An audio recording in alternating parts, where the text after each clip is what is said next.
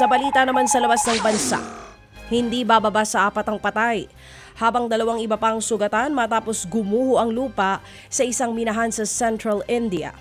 Pawang mga trabahador ng iron ore mining ang nasawi sa nasabing trahedya.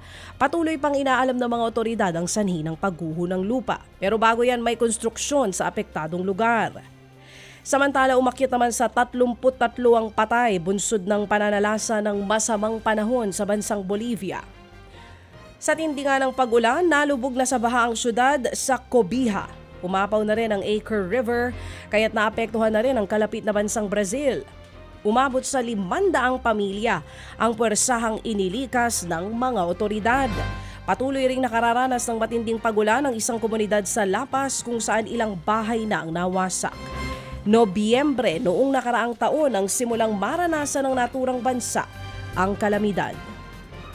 Natangay naman daw ang isang bag na naglalaman ng security plan sa nalalapit na 2024 Paris Olympics. Naglalaman ng computer at 2 memory sticks ang nanakaw na bag. Nanggaling ang impormasyon sa 2 hindi pinangalan ng source.